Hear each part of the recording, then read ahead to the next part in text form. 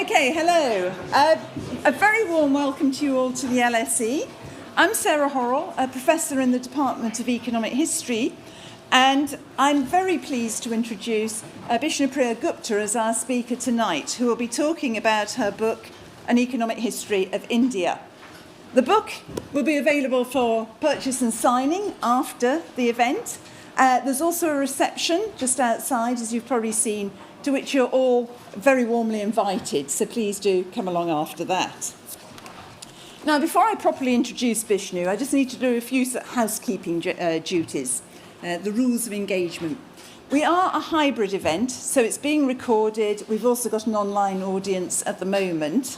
So we're going to keep questions until the end of the talk, if that's okay. We are on social media. There is a hashtag LSE Event, so if you do want to put anything on social media, please feel free. And can I ask you to silence your phones as well, just in case anyone hasn't remembered to do that.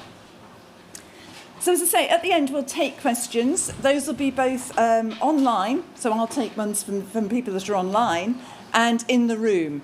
But so people can hear you, and it goes onto the recording if you're online, in the room, could you wait until you get the microphone before you ask your question, if you don't mind? There's microphones that will be brought round to you at that point. Okay, so the main event, let's move on to that. It's my absolute pleasure to introduce Bishnupriya Gupta to you.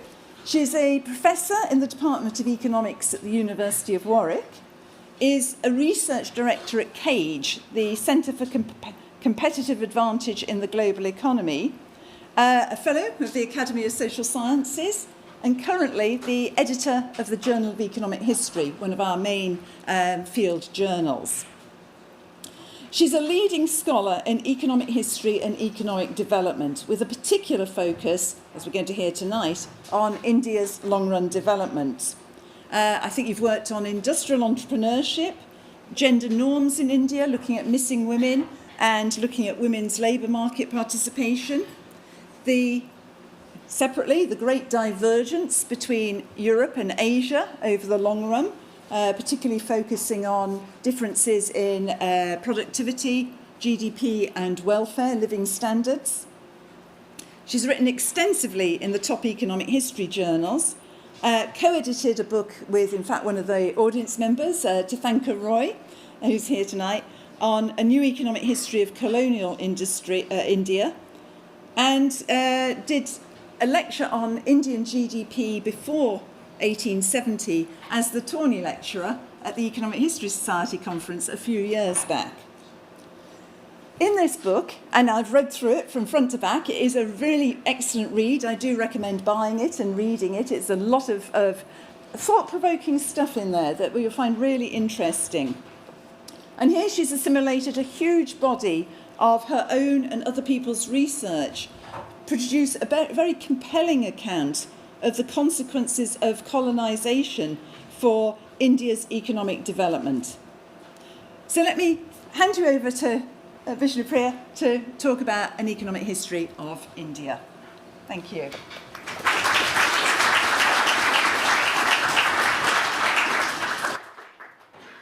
Thank you for coming to this talk at this hour of the evening, and thank you to the department for inviting me to do this lecture. It's a great honor, and I'll be very happy to take your questions at the end. So how did it all start? It's kind of putting together my work over several decades now, and eventually trying to think of India's long-run development.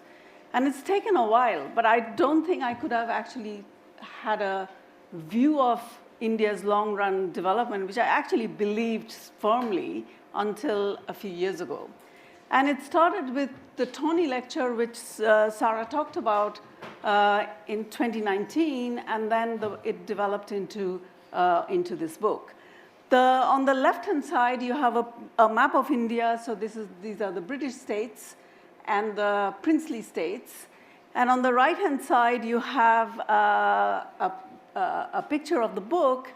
And what I wanted to kind of communicate through the picture was modernization and tradition going side by side in colonial India. And some of the things that I'm going to say today is going to touch on that.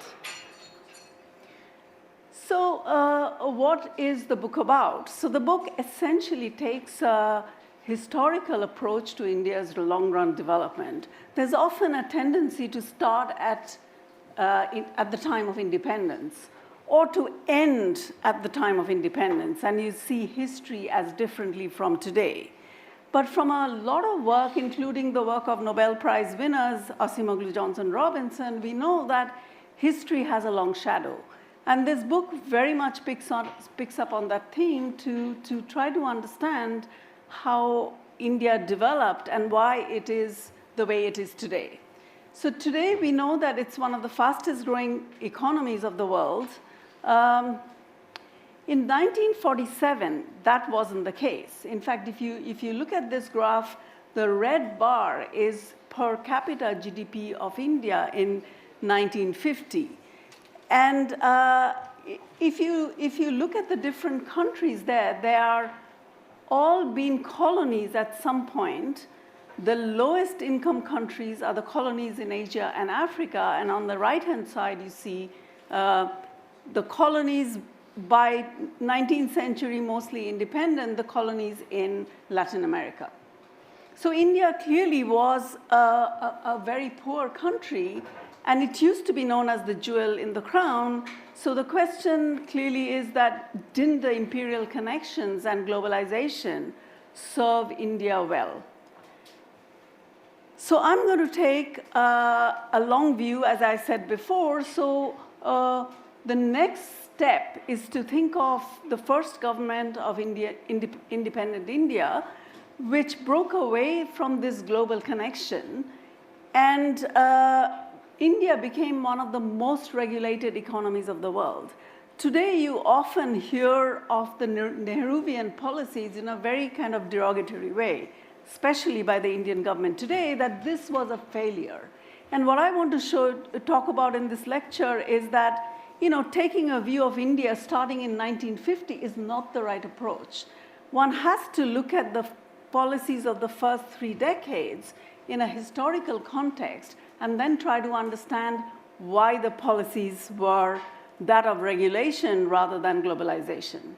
So the first 3 decades, India grew at a fairly slow rate, which was 2% per year, and that's quite low in comparison to the fast-growing economies of East Asia. But when you look at it in the context of India's long-term trend, it was actually a break from its past stagnation. So I want to emphasize that I'm going to take a much more positive view of the first 3 decades of Indian independence and Nehruvian policies in particular.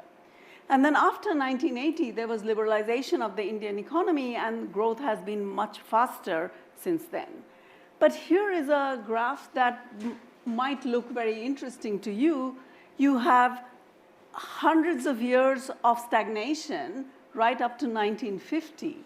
And then what do you see? You see this slight increase. It's not as fast as the growth after 1980, but still it is growth nevertheless. So I want to argue that saying anything about today, one has to look back to the past. So the question in the book is, there are several questions in the book. So one of the first questions that I'm going to ask is, how did India get to the point where it was in that red bar that I showed you? So did colonization lead to decline and stagnation? Or is it that the decline of the traditional textile industry we hear a lot about, de-industrialization of India, is that the main reason? And then finally, I'm going to come back to the post-independence policies. There are 3 takeaways here.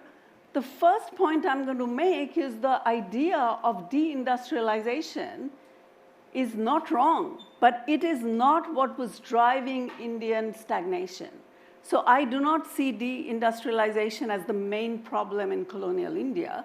Instead, I'm going to emphasize that it was agricultural stagnation, low investment in physical and human capital, which were the main factors which can explain the stagnation. So I don't want to say, let colonization off the hook. I'm going to take a totally different approach and look at the largest sector of the Indian economy, which was agriculture, and see what was going on there. I'm also going to take a different view from many of the discussions on Nehru's policies and say this was a turning point in India's long-run development. And finally, I'm going to talk a little bit about why India has this big advantage in the service sector, and why do we think of India's growth as being led by the service sector. Okay, so let me just move on. One of the main approaches to any colonial development is to think of access to the British capital market, to think of globalization as always something which generates growth. So this is a book by Niall Ferguson, the famous historian, How Britain Made the Modern World. And the argument here was that access to the British capital market, building of the railways, all this did a lot of good for all, not just India, for any colony that you can think of. But here is a quote in the same book, which is that average incomes rose by 14% between 1757, which is the starting point of colonization, to 1947. So over 200 years, it increased by 14%. British incomes at the same time increased by 347%. And then he goes on to say that, okay, I agree, Indian income didn't rise, but they might have been much worse had the British not been in power. And that is a statement I find it hard to believe, because what is it based on? Is it based on what he thought? Is it based on what he wanted to think? It's confusing. So I'm going to take some issue with this particular statement. The other statement, which goes in the opposite direction, this is from a book by Shashi Tharoor. Many of you probably have read it or have heard about it. It's done very well in terms of selling and its reach.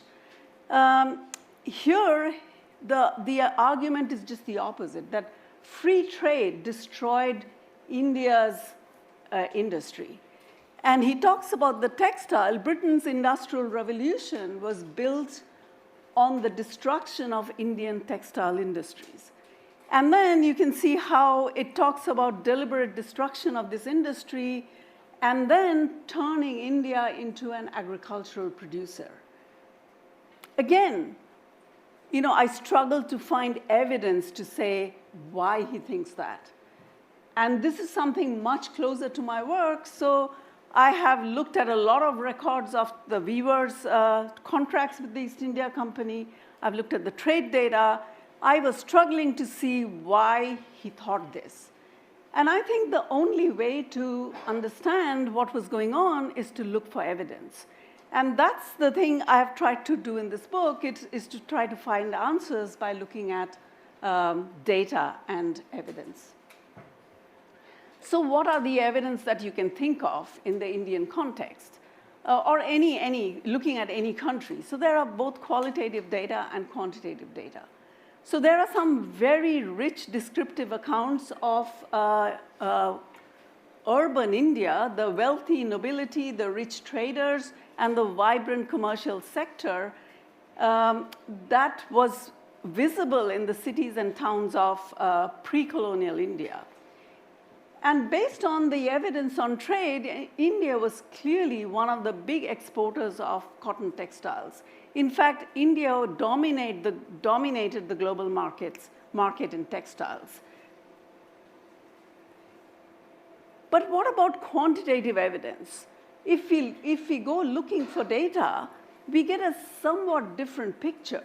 India was actually an agricultural economy. So just looking at the urban sector doesn't really tell us anything about the average person in 18th or 19th century India. Traditional industry, which includes the textiles, was a very small part of the economy. And therefore, what happened in this sector only impacted a very small share of the population. What mattered, and that's where I'm going to go with this book, is to look at what was going on in agriculture. And it is the low investment in agriculture which led to low productivity in agriculture, low production of food, and that's the problem of colonial India, and that's where colonial policy could have had an impact. After all, Britain had the first agricultural revolution, so why not bring some of it to the colonies? So let's start by looking a little bit on the textile trade. It began in the 17th century when the European companies began to arrive in India to buy textiles. Remember, cotton cloth was not produced in Europe. It was mostly, and definitely not in Britain, it was something which had a lot of advantage, and the Indian textile producers produced these massively, these exquisite cloth at a very low wage cost. So on the right-hand side, you see a picture of one of the fancy textiles which was sold in Europe. The advantage was the skills that were handed over from generation to generation and the low cost and the low wage cost of the weavers. The design quality was one of the big advantages. But this advantage, I'm going to argue, changed with the Industrial Revolution in Britain.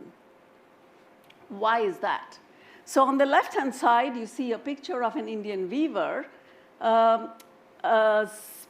Indian spinner spinning thread for the weaver to produce a cloth. It took 10,000 operative hours to spin 100 pounds of cotton, right? On the right-hand side, you'll see the first machine of the Industrial Revolution, the spinning mule. This machine used 2,000 operative hours to spin the same amount of cotton. Therefore, you can immediately look at the productivity difference between the two. So once the spinning mule was in place, the Indian spinning wheel did not stand a chance. And the first people who switched to the British thread were the Indian weavers. The Indian weavers stopped using their own produce and started to buy the imported thread, which was produced in the British factories. Here is a picture of the costs, right? So one of the main costs was buying raw cotton, and India produced raw cotton and therefore had an advantage. So if you look at the cost of all the inputs, wage costs plus material costs, British costs were twice as high as Indian costs, and British prices were also twice as high. Now, in 1770, you'll see that British input costs were even higher, prices were twice as high. But now look at post-industrial revolution. The costs were higher, but the British prices were only 35% of the Indian prices. And that's because of the efficiency of the machines of the Industrial Revolution and what the economists call total factor productivity. So that changed the market in textiles completely from the India having an advantage in the international market. It changed to Britain having an advantage in the market. You could tell me that, isn't it the case that there were no tariffs? And that is absolutely true. The British products coming into India did not face any tariffs, while tariffs were imposed by almost all countries, France, Germany, the United States, to develop their own textile industries. And India was not allowed to have it. But I want you to think of the price difference. If Indian cloth was so much more expensive than British cloth, what would the tariffs have to be? And here I'm I'm thinking of a ballpark of the Trump tariffs on China. And then the next question is, would that be beneficial from the average person living in India? So that's a kind of thought experiment, and Tirthankar Roy's work shows that the per capita consumption of cloth increased with the import of British textiles because they were so much cheaper, people could just buy more. So in this book, I'm going to suggest that the decline of the textile industry was as a result of the superior technology of the British Industrial Revolution. It did have an effect on employment, but how large was this effect? Employment in the export industry in Bengal was roughly around 11%. If you look at overall India, it was around 15%. So the decline in employment, which has been estimated to be somewhere between 28% and 50%, was large, but it was only a small part of the whole economy. So overall, it's hard to argue that de-industrialization was the main cause of India's low income at the time of independence. Here's a picture of trade. What did happen is that trade, the composition of trade shifted from India exporting textiles, as you can see from the first column, to shift to exporting opium, indigo, and raw cotton. So India did become an exporter of primary products. But what also happened is a new industry began to develop, which is a local modern industry which began to compete with British imports and the products of the Indian textile industry. And this industry was set up importing British machinery. So all kinds of things were going on in colonial India, and de-industrialization is only a small part of the story. So what does the GDP data set? If we look at the data on GDP per capita going back to 1600, what do we find? In 1600, India's per capita GDP was $682, which was well above subsistence, and it was 60% of British GDP per capita at that time. But since then, something changed. Here's a picture of Indian GDP per capita. You can see the slow decline over time, and the white line is the decline relative to Britain, and that's what reflects the Great Divergence. The Great Divergence is partly due to the decline in India's GDP, but largely due to the growth in the British economy. So there is a little bit of both. India declined and Britain grew, and relative to Britain, India began to fall behind big time.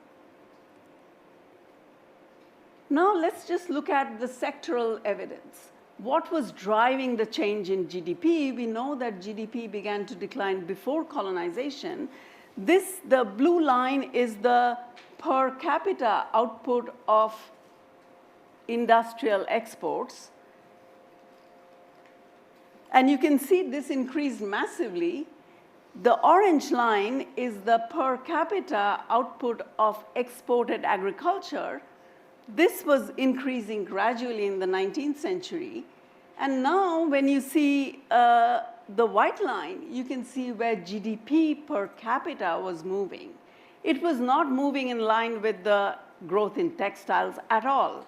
It was moving more in line with what was going on in agriculture, and this you can see in this graph. The blue line is per capita GDP, and the orange line is the per capita agricultural output, and the white line is per capita industrial output. So industrial output had very little to do with India's long-term decline under colonial rule. After 1870, Indian per capita income stagnated until 1947. So if not deindustrialization, what explains it? And here I'm going to argue that it is the stagnation in yield per acre in agriculture, which was the biggest problem for the Indian economy under colonial rule. So on the left-hand side, you can see the output in 1910 relative to output in 1600. And almost in every crop, it is less than 1, which means the output in 1600 was greater than the output in 1900. So clearly, there was a decline in all kinds of crops, except sugarcane and raw cotton. So you can see some crops did well over the colonial period, and these happened to be cash crops. But in most food crops, you can see a decline in yield per acre.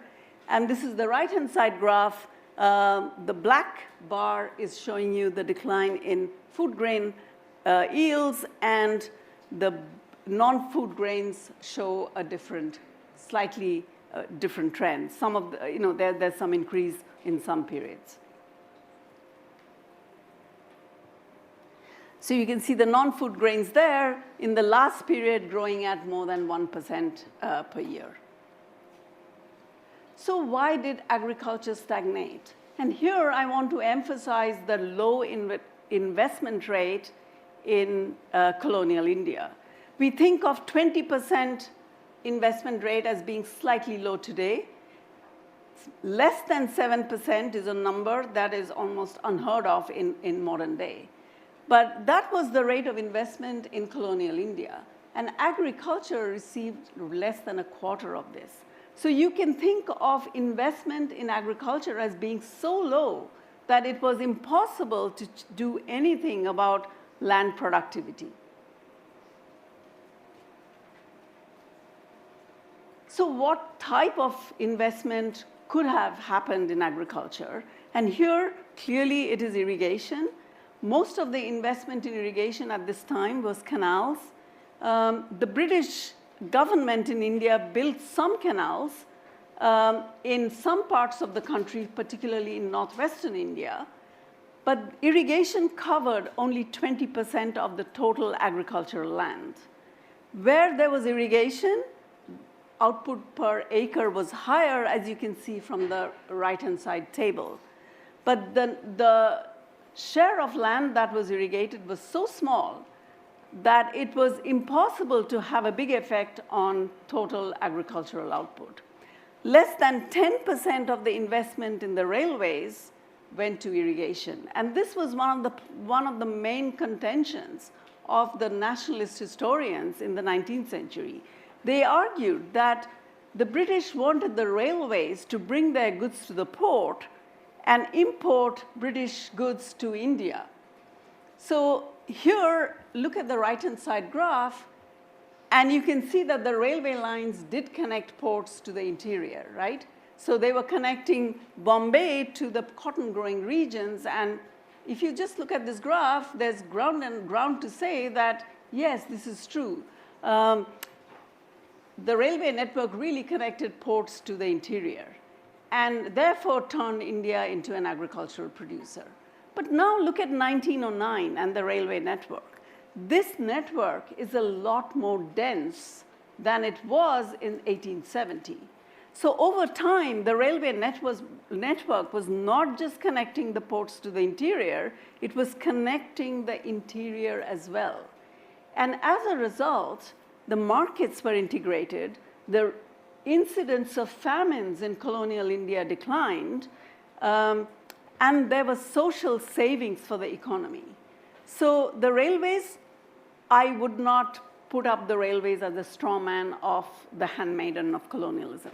The railways did a lot of good for the Indian economy. What they did not do is they did not have an effect on agricultural productivity, and it did not create the same incentives for industrialization because all the railway stock was imported for Britain. So in that sense, its effect was limited, but there was still a positive effect of the railways in India. As far as industry is concerned, I want to take a very different view from the argument of deindustrialization. I'm going to think of industry as modernization, and I'm going to think of the service sector also as being part of the modernization. I'm going to argue that industry in colonial India is actually one of the success stories. And why do I say that? A modern industry began to develop from the middle of the 19th century. This was tea and jute with British capital. It was a cotton textile industry, a modern cotton textile industry with Indian capital. And the Indian capital came from the rich merchants who had made a lot of wealth in cotton trade and opium trade, and now began to set up cotton mills in Western India, in Bombay and the surrounding regions, and then in Ahmedabad and Gujarat. This picture shows you the total investment in 1914 in London and in India. So the blue bar that you see is the sterling investment in India. So the companies were registered in London. The orange bar is the companies set up with rupee capital in India. They did not necessarily have to be Indian-owned. They could be British-owned as well, but they were registered in Indian stock market. You will see from this graph that the blue line, most of the tea companies were registered in London, and they were clearly British companies.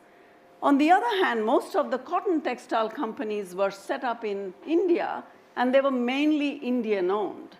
So Indian industrial sector was doing reasonably well compared to other developing countries at this time.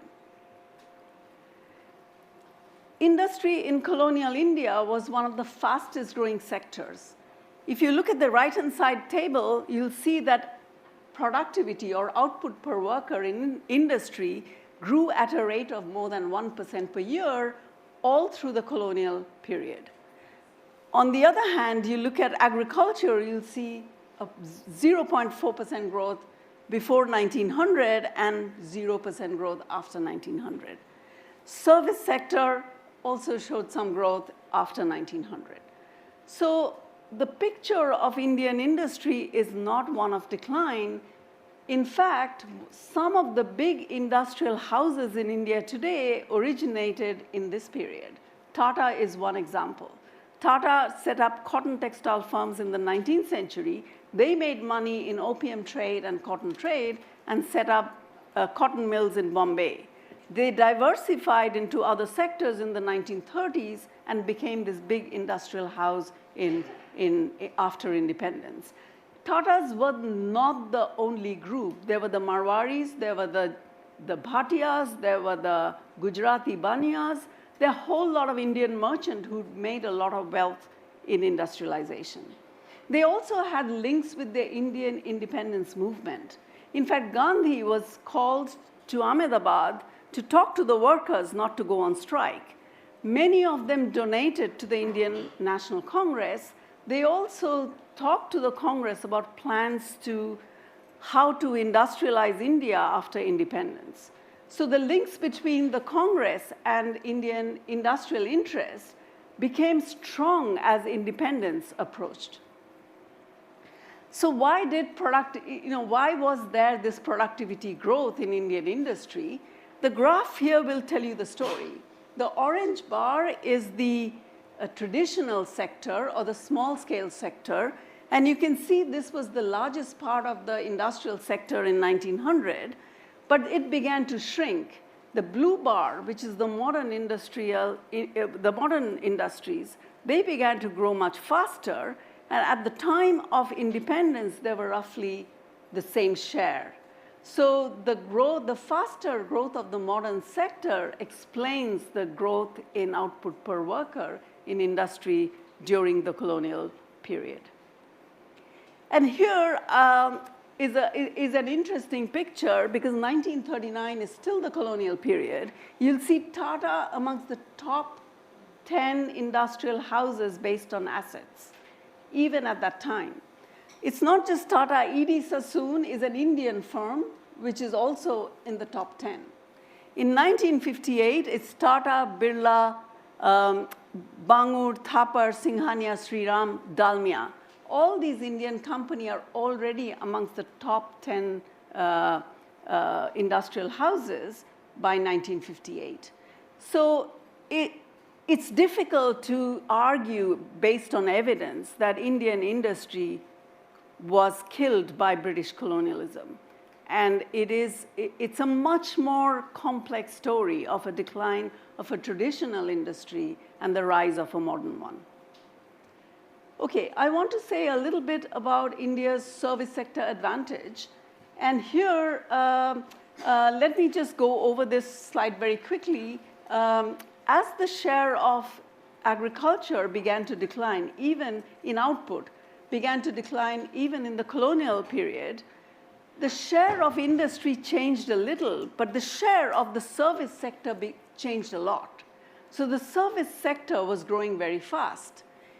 And here you can see that in terms of output per worker, that is productivity of a sector, the service sector, which is the green line, was way higher than either industry or agriculture.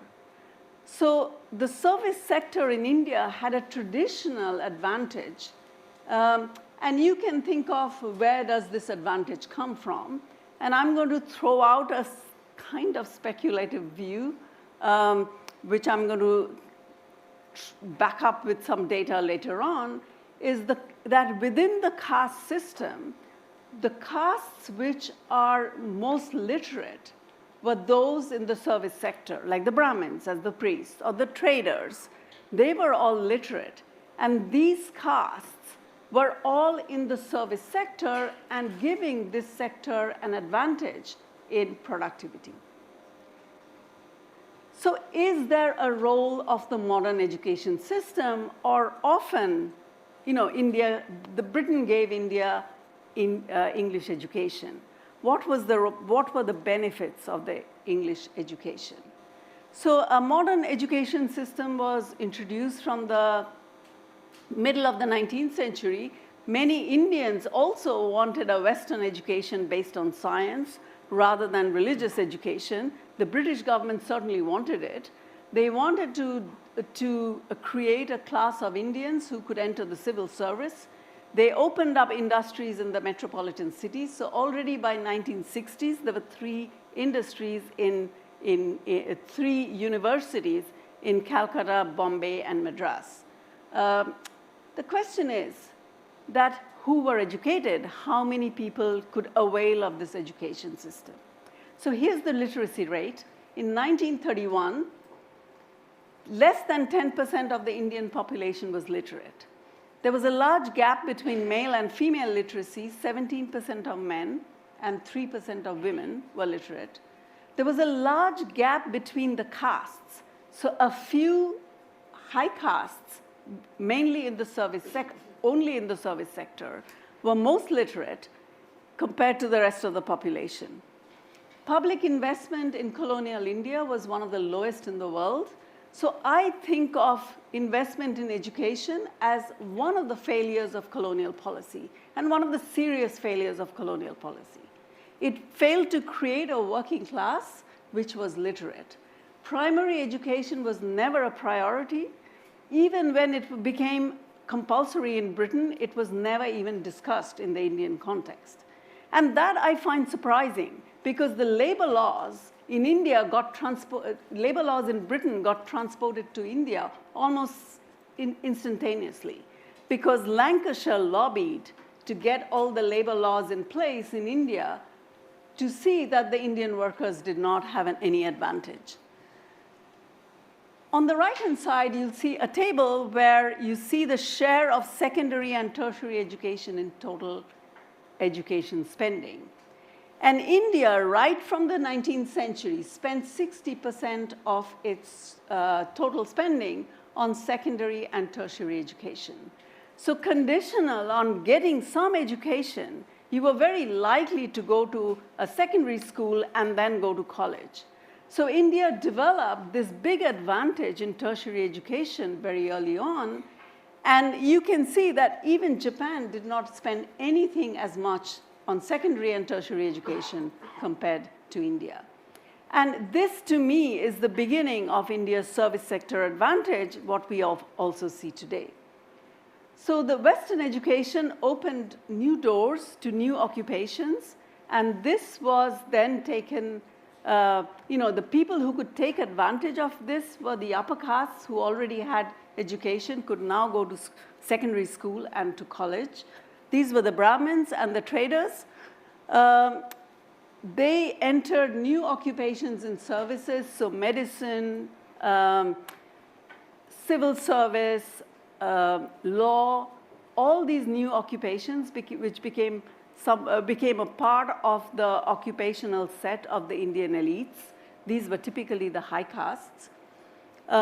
Also in industrial management. The average worker in industry or in agriculture remained uneducated all the way up to independence, and even after independence, because the higher educational bias in the Indian education system continued way after Indian independence. So now let me move on to, I have 15 minutes? Yeah. So let me move on to the transition from a colonial economy. Before I do that, let me just say the 3 points I wanted to make in the earlier section, that I don't think deindustrialization was the main cause of India's economic stagnation. I think agriculture was the main problem. And the second policy failure was lack of education. So transition from a colonial economy was actually quite dramatic, because the globalized economy of India was one of the most globalized economies in 1947, hadn't done very well. So the vision of Nehru as the first prime minister was to move away from global connections to become self-sufficient. Now, Nehru was not alone in this. Most of the newly independent countries took the same view. They all wanted to develop their own industries, become self-sufficient. This is not just a problem of the developing countries. We know that Alexander Hamilton had said the same thing in the US in the 19th century. So trying to develop an industry to gain national prestige is not a new idea, and that's where all these countries wanted to go. Industrial sector was seen at the core of this development. So India moved from being a very open economy to an extremely closed economy. So it put the exchange rate at a fixed point, which is artificially created. It stopped trade in most goods, and it created these 5-year plans with developmental goals. The first 5-year plan was introduced in 1950. It focused on building agricultural infrastructure and other types of infrastructure. The second plan was the main plan for industrialization. And the second plan from 1956 adopted the Soviet-style planning to develop what was known as the machinery industry. And the idea was, if you want to increase the investment rate, you need to have a machinery sector, because investment is machinery. So who invested in this? The Indian private sector at the time was very happy to let the government take the lead. So the public sector became the driver of industrialization at this point. Many state enterprises were set up in these industries, the basic and the heavy industries. Trade became extremely regulated. Private investment in industry became extremely regulated. So if the private sector wanted to invest in a particular industry, they had to get a license. So the strategy paid off for a short period. You'll see high growth for a short while. But it did come with problems, and I'm going to come back to it in a minute. So if you look at the narratives of post-independence growth, we hear a lot about this, especially today, that India was stuck at this low growth of 2% per year. And in so the question is this true? Yes, it is true. It was low compared to the fast-growing economies in East Asia, South Korea, Taiwan, Malaysia. In comparison to other developing countries, no, India was really the average. In comparison to its long-term trend, India was actually showing a structural break. So 1952 is when Indian incomes start growing from almost close to zero. So independence was a reversal of fortune. And here you can see that, just to remind you, you can see this very clearly in this graph. So what changed? What changed? What policies had this big impact? So the first policy I want to talk about, because that was what I discussed in the context of colonial India, is agricultural productivity. In this graph, you'll see that after 1950, agricultural productivity in all the three countries, India, Pakistan, and Bangladesh, began to rise. And it began to rise because irrigation expanded, other types of agricultural infrastructures were built, a green revolution happened in India from the end of the 1960s. And there were also institutional change, such as land reforms and building credit institutions, rural credit institutions.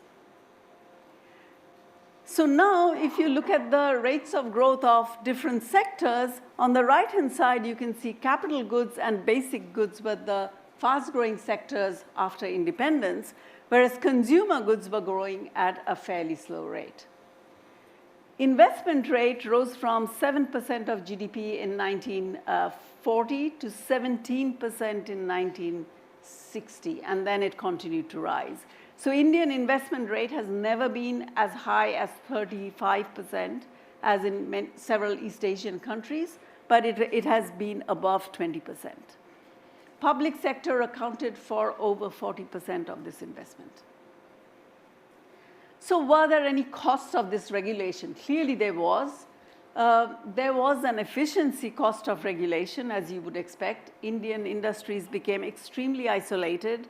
They had no incentive to increase productivity. There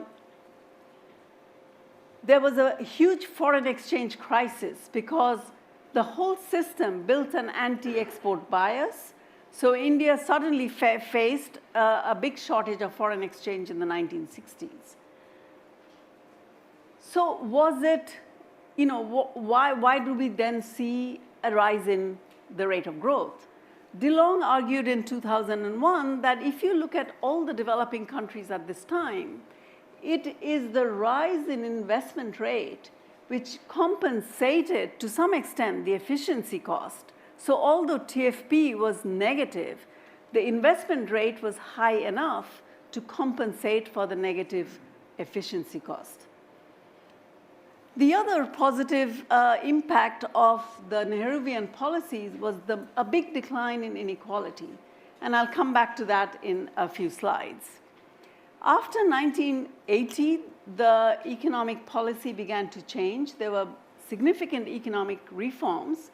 In the 1980s, the main reforms were pro-business. So it took away the regulation on industrial investment. Now private sector could invest in anywhere it wanted.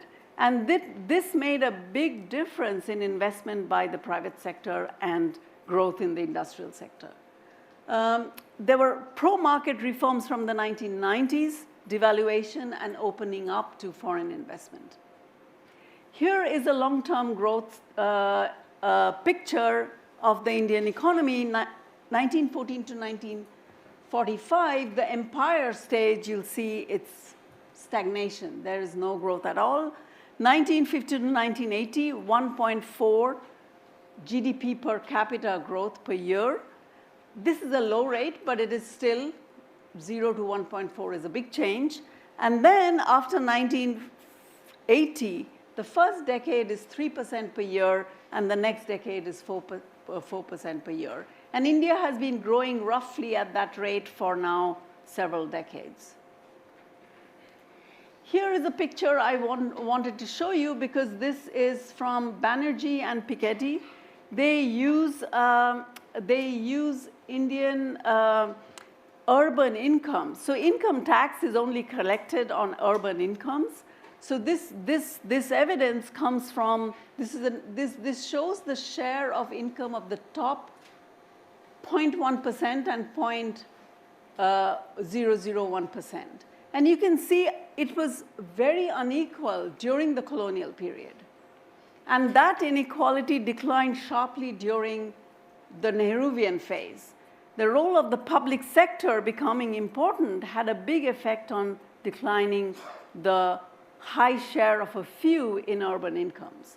But since liberalization, this has been rising, but it's nowhere close to what inequality was in colonial India.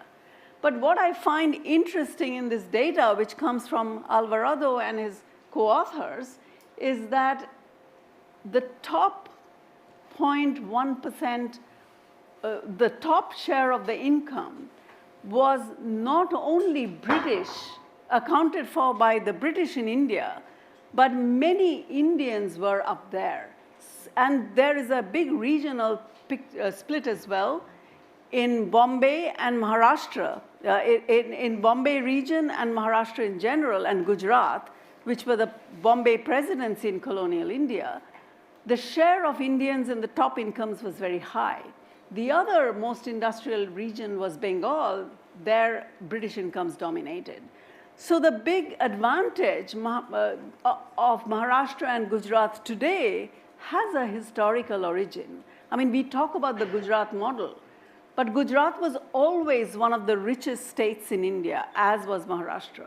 And that advantage has continued to stay. So looking at history gives us a very different picture of what we see today. I'm just going to say a little bit about structural change and the unusual pattern of India's development. The service sector has been the fastest growing sector in India, and here India differs massively from East Asia and China. If you look at this graph, you'll see that the industrial sectors, the red bar is the large-scale industries. This has, the share of this sector has grown, but not that massively. What has grown massively over this time is the purple bar, which is the share of the service sector in GDP. So today, the service sector leads economic growth in India.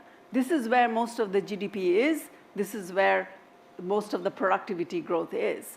And now, if you look at another picture of the great divergence, which is the relative productivity of the sectors vis-a-vis the UK, you'll see that India falls behind the UK almost in everything, but it's been catching up in services.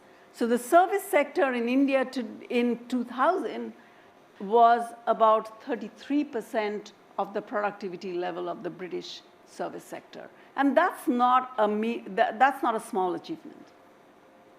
So where does the service sector advantage come from? Here I'm going to argue again that it is the concentration of education in the high caste which gave the service sector an advantage to start with. And if you look at the proportion of workers with the most education today, I mean, here the picture I'm showing you is 2001. You'll see that it is the service sector, so public administration, finance, trade, all these sectors have the highest concentration of workers with secondary and tertiary education. Whereas most of the workers in agriculture, mining, but also in manufacturing are without any kind of literacy, even in 2000. So although primary education has expanded in India, the older workers, many of them have no education. So to conclude, Indian income declined from 1650 before the beginning of colonization. The economy did not prosper under the global connections of the British Empire. And this was not due to the decline in the traditional industry. This was due to agricultural stagnation. And the reversal began under the policies of regulation. So what looks like a failure compared to growth in recent time was actually a structural break when we look at colonial India. This book provides an evidence-based analysis of why history matters in understanding the present. Thank you.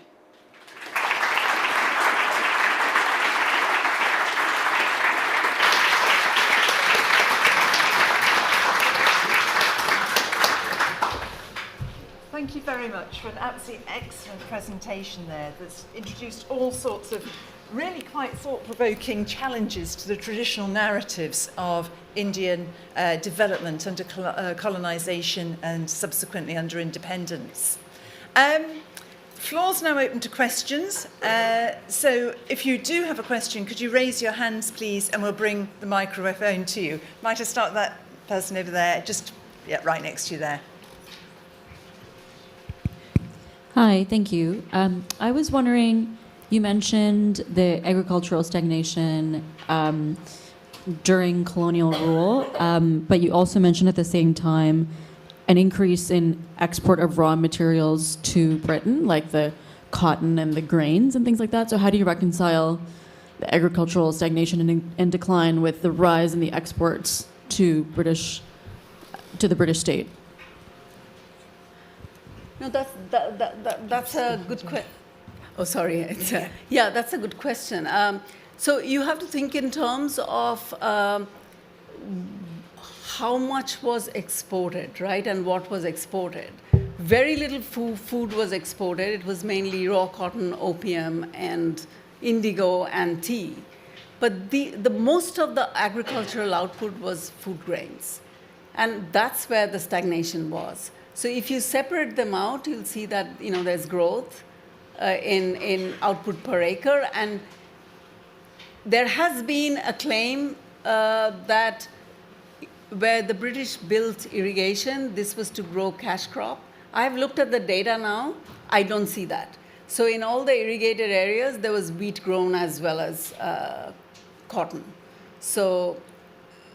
And where there was irrigation, there was increase. But it's just that it was a very small part. Yeah. Okay. I've got a gentleman at the front here. I'll go to that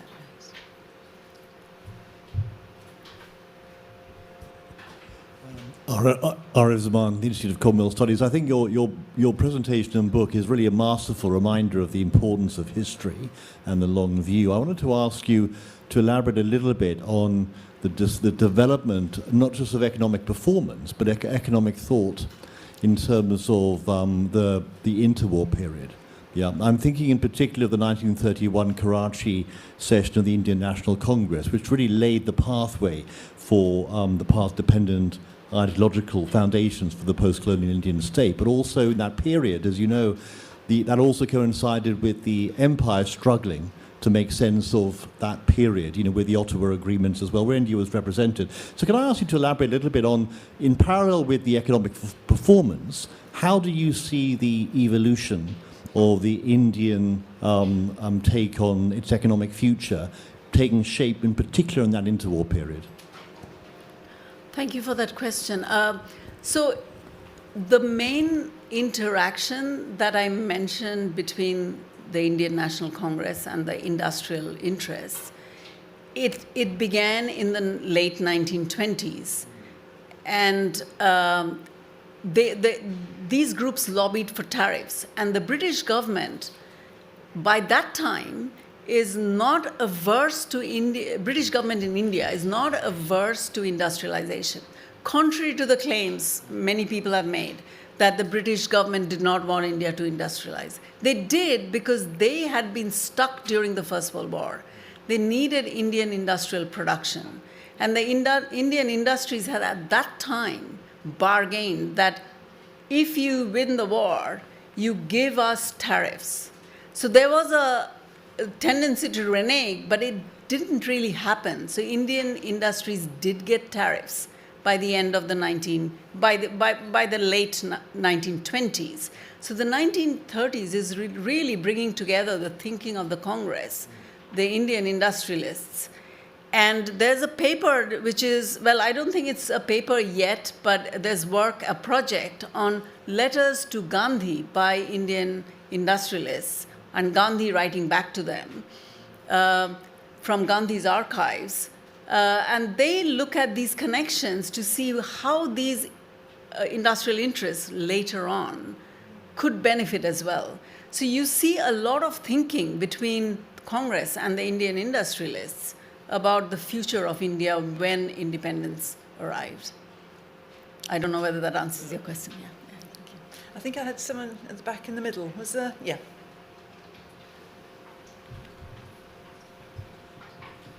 Sorry, I've chosen someone to go right furthest to the microphone too. Testing. Thank you for your talk. You mentioned how inequalities rose post-globalization, but they were nowhere near to the inequalities in the British era. Can you speak up a bit, please? You mentioned how inequalities rose post-globalization, but they were nowhere compared to the inequalities in the British era. However, Piketty's research in 24 found out that the distributed income the inequality has in fact is now more than it was in the British era. I wanted to know your opinion on it. And my second question is that can we safely conclude that post-globalization, structural inequalities, particularly caste inequalities, have been reproduced? Caste inequalities have been? Reproduced. So if Piketty is saying it is higher, I will agree. I haven't looked at that data, but when you look at the data I showed you from their earlier work, you do see that it is much lower. And the graph I showed you is from Piketty's work. In terms of caste inequality, I will tell you an interesting point.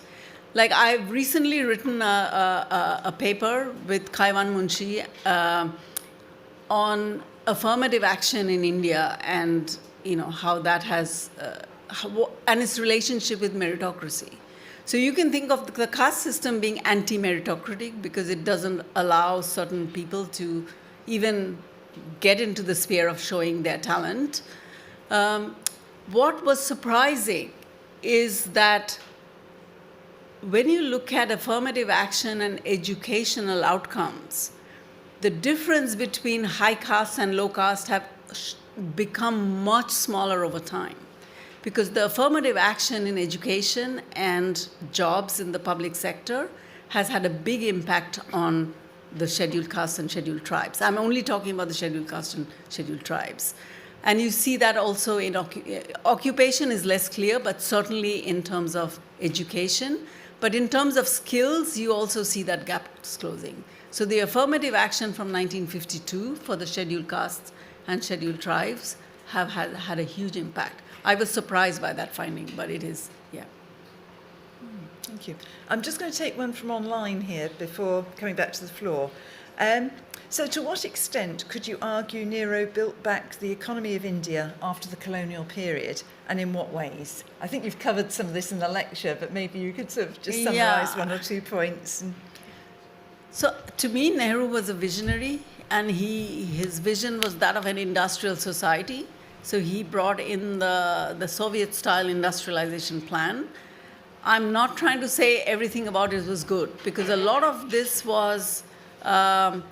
did stifle growth in India for a long time. But it built that base which was lacking. I didn't show you those slides, but in the book there are some comparisons with South Korea and Taiwan. And at the time of independence, like South Korea and Taiwan became independent from Japan around the same time, their share of the industrial sector was not that different from India in 1950. But then you see them doing, and they also followed input substitution in the 1950s. But by 1960s, they had opened up, and they had started to follow strategies which were more export-oriented.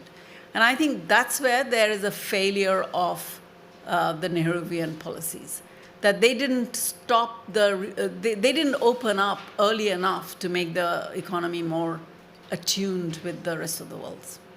Interesting. Thank you. A question from the floor. Yes. Thank you. Hi, thank you for your time today, Professor Gupta. So my question is, given the long-run stagnation under colonial rule, do you think the British deliberately hindered economic development for imperial interests, or was the slow growth more an unintended outcome of colonial institutions and global market forces? And also considering that India is now the largest economy out of the three former colonial regions, with significantly higher GDP per capita than Pakistan and Bangladesh. To what extent do you think these post-independent divergences reflects differences rooted in the colonial period? Thank you. Oh, it's a big question. It's a big question, yes. I don't think there was clear thinking about let's stagnate Indian agriculture. The thinking was more like, how can we benefit? And this came from certain aspects, like let's build the railways. Let's reduce the incidence of famine. So contrary to the view that nothing was done to stop famines in India, there is a lot of discussion in all the British reports on how to reduce the famines for two reasons. One is humanitarian, but the other one is financial, that the British government in India was talking about the cost of famine relief, the cost of intervening in a famine, and therefore doing something which would be better from a revenue perspective. So there was a lot done to prevent famines or to kind of stop the incidence of famine in colonial India. So I think there were all these objectives, but it's not that it's let's starve agriculture. It's just that not thinking about it. And that I found surprising, given that Britain did have an agricultural revolution. So developing an industrial sector and shrinking the employment in agriculture, it was not an unknown thing in the British context. And this was never kind of thought through very clearly. Having said this about famine, I also want to say that I do think that Churchill's policy during the Bengal famine was not for India's benefit. It was just how, let's feed the soldiers. I don't really care about what's happening to the Indian population. So that, I think, is a completely outlier in the context of all the other famines after, let's say, 1870, when the incidence of famine did go down. Thank you. I'm actually going to take one from this side, if I might. Thank you. Hi, I'm a sixth form student and I'm currently writing an EPQ about how Indian independence led to its growing economy. So I was wondering about how you said after it became independence, how India decided to have more of a closed, self-sufficient economy. To what extent do you think that this was the right sort of tactic to take instead of staying open with the global market, such as how China's open door policy allowed it as an emerging economy to grow a lot as well? And when do you think that when it did open up to the rest of the world, how much that played a factor in growing its economy? Thank you. Thank you. Thanks for that question. So I think almost every country which industrialized has followed a period of import substitution, including China, South Korea, Taiwan, Malaysia less so, and Singapore, except with few exceptions. The United States, Germany, they all have followed policies of import substitution.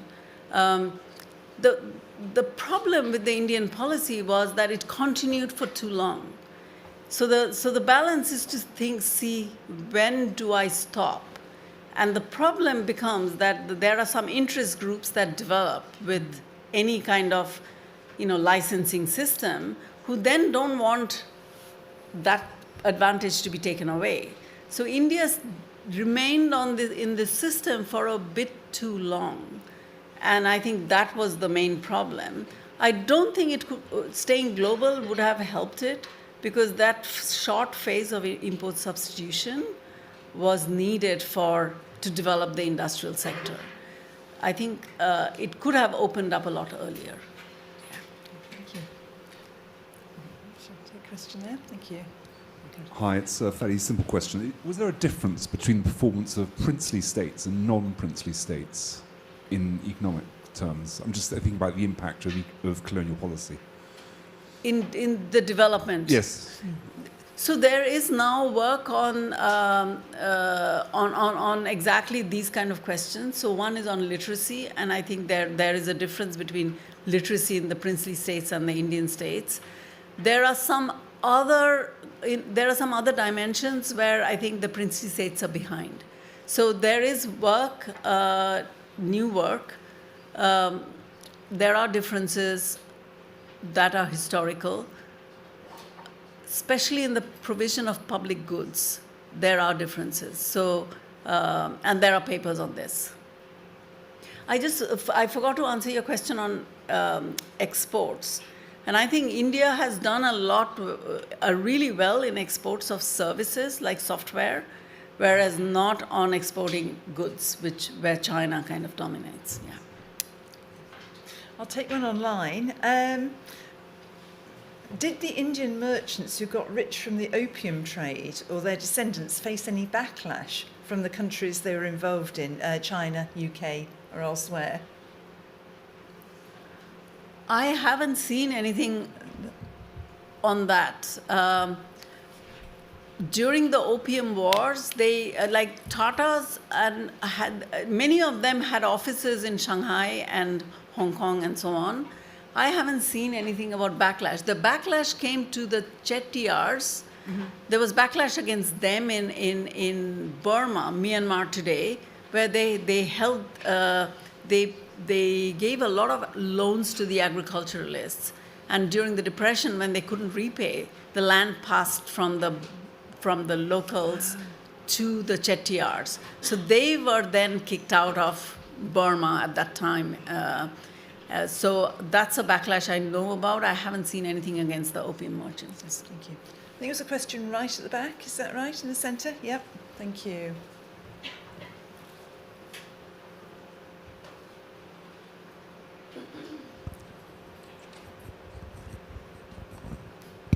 Hi. You talked about how there's a historical context to the service sector advantage that India has. I wanted to ask a couple of questions on this. First is that, was there a recognition of this comparative advantage in the 1950s? And secondly, following on from that, how much of the policy of industrialization is down to trying to fight this advantage between services sector and the interest groups of various industrialists at the time? We know, for example, that Birla was a huge ideological effort in trying to push the industrialization efforts forward. So how much of it can be attributed to not recognizing the service sector advantage, and how much of it is attributed to the efforts of industry groups in industrialization? I don't think there was a clear recognition that this is where the advantage was by the government, but the society was structured in a way that the upper castes were in the service sector. They were the most educated. They could move into the modern sectors and do very well. And I think the big issue for me is that, or a failure in the Nehruvian strategy, was not to make primary education compulsory, because that would have educated the workers, the industrial workers, the agricultural workers. If you look at India's difference with South Korea, for example, or Japan or China, primary education is 100% in these countries. All the workers are educated. And I think that's where India lost a chance. I don't think they deliberately recognized they had this advantage. They continued to fund secondary and tertiary education in a very significant way for a long time. Yeah. I'll take a question over there then, thank you. Thank you. I just wanted to ask how you think the recently implemented 4 new labour codes in India are going to impact the economic trends that you've highlighted here. Say that again? How do you think the BJP's government recently announcement of the condensing of 29 labour codes into 4 labour codes is going to impact the economic trends that you have highlighted here? So I think one of the reasons they give is this firms staying small to avoid labor legislations, right? And removing that may allow firms to become bigger and therefore, get some advantage. That's possible. I think this is a problem for industrial workers. I'm not in favor of removing labor legislations, but I think the way they operate in India today incentivizes firms to stay very small, simply because they don't want unions. And I think that might be some benefit of removing it. Thank you. Shall I take gentleman at the front here?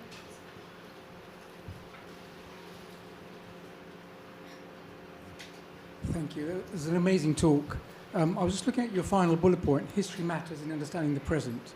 And I might be stretching the point a little bit, but given all that you've understood about the history of India, if you were asked to advise the current British government on its industrial policy, what would you say to them? Don't ask Is that me a that. fair question? Don't ask me that. You're not obliged to talk on British policy.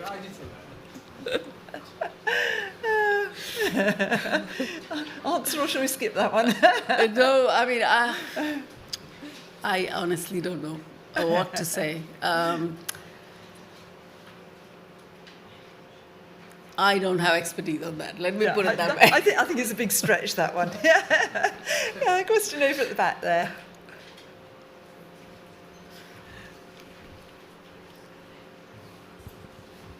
How will AI affect the Indian economy?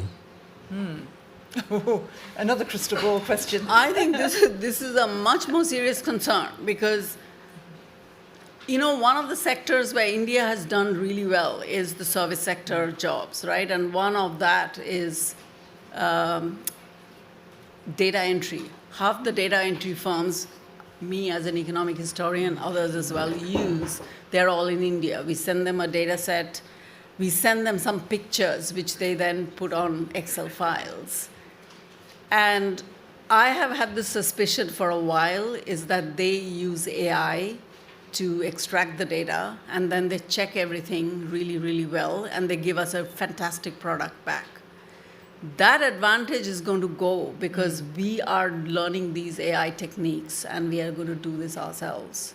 So I think it is definitely going to have an impact on several service sector industries in India. I don't know the magnitude of it, but I can see some concrete examples where they'll be affected. Shall I take one there? Question? I'll come back over this side.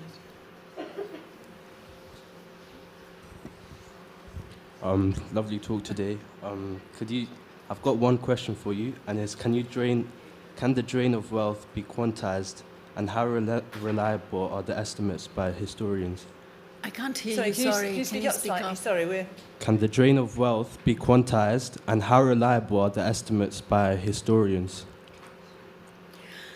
So that is a very good question, and I feel this is my next challenge. I'm not sure I'll ever do it, but the estimates of drain of wealth on India have been very simplistic, right? So if you take balance of payments and you look at everything that is coming in and everything that is going out and get a number and say this is drain, that's not a good estimate, because if Indian firms or companies borrow in the British market, they're paying some interest back, right? Then there are issues of all kinds of advantage you might be getting by this relationship with the colonial country. How do you measure all those and take it out of the very simplistic calculations of drain? So I don't think at this point in time, there's a very good estimate of the drain from India. Somebody might do it, that'll be amazing, but it has to be done carefully. So what is clearly a drain to me is when the East India Company occupied Bengal, they got revenue from Bengal, right? And then they began to pay for the textile imports by this revenue rather than bringing in bullion from Britain, right? They used to pay for the textiles they sent to Britain by importing bullion. They completely stopped that when they became the rulers of Bengal, and they just paid it with revenue. That, I think, is drain. But everything else that you look in the balance of payments and make a simple calculation is not necessarily drain. So this is a calculation that has to be made very, very carefully, and I haven't seen a good estimate yet. Thank you. Shall I go for a question there? Yes. Yeah, sorry, the gentleman with his hand up there. Thank you for the lecture. So my question was, I wanted to ask, how much of a role do you think that these historically wealthy families like Tata and Birla played in like increasing the divide between the rich and the poor? And we see like a lot of the divide today. So I wanted to ask, like, how much of a role do you think they played in like increasing that alongside the cost system that we have?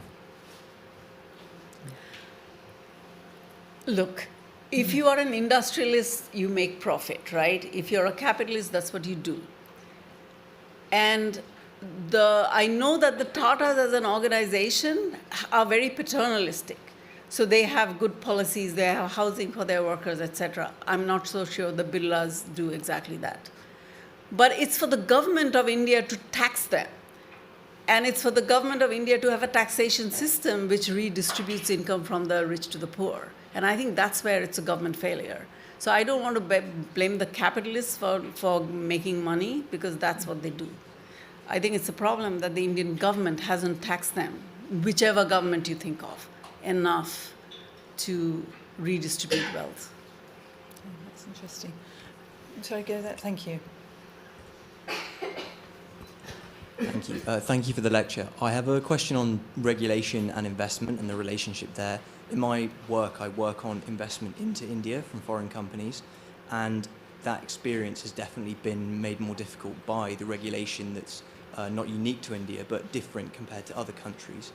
And I wanted to ask to what extent you think that the regulation that was in place in the post-independence era was aligned with the goals of the country at the time, and to what extent they're still relevant to the goals of the country today. So the regulation during the first... During the post-independence era. So I think the post-independence regulation was something completely different, right, from whatever red tape you see today. It was like any firm so the government regulated which are the sectors where a private sector could invest. So lots of sectors were out of bounds for the private sector, right? And if you wanted to set up a firm, you had to apply for a license. And this license was then decided by a bureaucrat. So it was extremely inefficient in some ways that but initially the private sector didn't mind it so much because they were not willing to set up firms in the aircraft industry. The government did, the public sector did. So the regulation today is much more of a red tape. So the legacy of that it's like history remains, whatever you do. And the legacy of that initial regulation has remained. But it's nothing in comparison to what it is today. When I went back to India after my PhD, I went back for a few years. Every item that I owned, including a camera, had to be registered at the point of entry. It was that kind of regulation. That's no longer the case. Should we take another one from the online viewers? In describing the legacy of the colonial period, how important has been the legacy of the English language, particularly for the service industry? It's quite an interesting thought. It's an interesting question, but when we think of the service sector, it's not just financial services. Financial services are a small part of the service sector. It's trade. It's all kinds of services which are, trade is very large. So I think for all those sectors, language doesn't matter. English language doesn't matter. But of course, the software industry, English language does matter. So it has had a role, but I don't think it drives the service sector growth. And I think one final question. Yes, I think.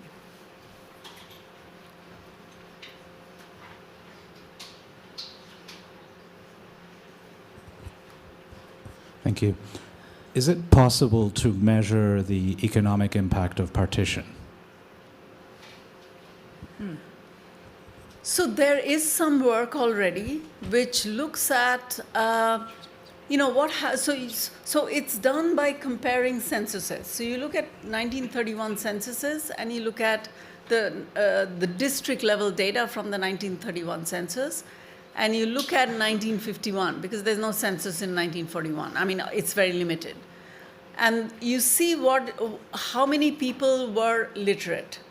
That gives you a comparison of the impact of partition on literacy rate. And this work emphasizes that the literacy increased in the Indian side because a lot of the traders, Hindu traders, the traders have historically been very literate. They have to, after all, maintain their account books. They moved from the Pakistan side to the Indian side. And the people who moved were the agricultural workers. So you have this kind of impact on literacy because of the partition. So there's some work on that. There are other work which is about green revolution, so there are papers on it, not a book on it, not a substantive work looking at all dimensions. Thank you. Well, thank you very much indeed for an excellent sort of discussion and enlarging our thinking, I think, on the whole of Indian history, but also the difference between sort of colonisation and post-independence sort of strategies and policies. And also thank you all, audience, for some great questions. We've enjoyed answering these too. Do join us for a drink outside in the reception area, and thank you very much.